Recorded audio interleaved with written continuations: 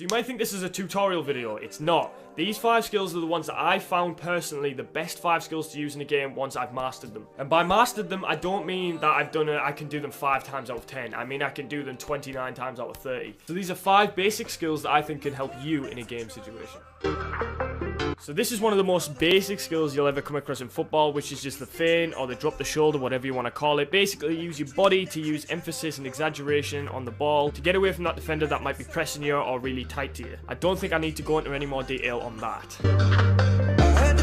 And this brings me on to the chop, which is basically a skill that Ronaldo shows best. If you've ever watched Ronaldo play at all through the Euros or for Real Madrid or even Man U back in the day, he used to do the Ronaldo chop, as I call it Ronaldo chop, but he used to use the chop so well and with both feet, and he can get out of any sort of situation. You can go forward with it, you can go sideways with it. As a forward, this is definitely one of the skills that I would suggest having in your locker.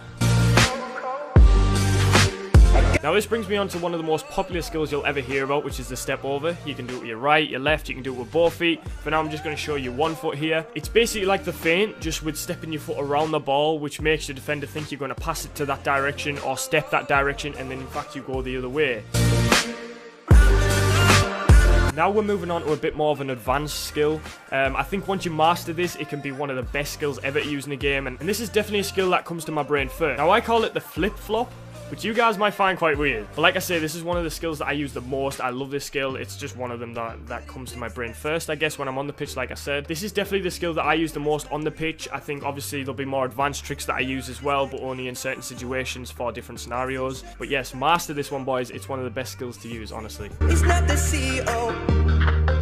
Now this one, I shot this one in because I find myself doing this more than I should, in a sense. I play futsal, which is like a 5-a-side game, not really an 11-a-side game. It's indoors, it's with a heavier ball, and it's much more fast-paced, much more skillful and things like that. But I use that skill a lot in futsal. I think this one, though, can be used on the pitch quite well, and I'll show you exactly why.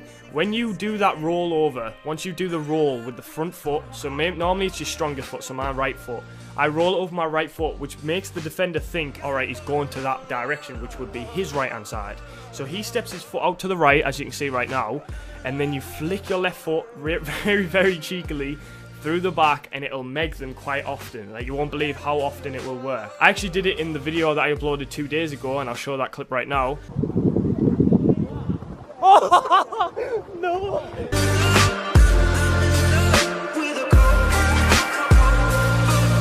Like you say, it's just super cheeky, it's always on, and you've seen how small the gap was to meg him and how quick it happened. Like, honestly, they will always stick their leg out. Only top defenders won't notice what you're doing. And if you do this more than once a game, they might click onto it and they might try and stop the meg from happening, which then you can use other combinations and practice more skills. But yeah, I hope these 5 skills here helped you lots. I think like these are one of the best skills that you can use, and I think one of the most basic as well. They might not look basic at first, but if you just practice and practice and put hours in, you can definitely master them, and you can definitely start producing them in games and training situations. If you guys want to see more videos like this or more advanced versions, I think I've used more skills than I can remember in games and stuff like that. So if you actually want to see that and you want to see more advanced sort of, like, I guess they're not really tutorials, they're just sort of showing you guys and you can practice them. If you want to know how to do them, I guess slow-mo the video down, or I can start telling you guys how to do these. But yeah, it's been your boy Mikey. I'll catch you boys tomorrow. Peace out.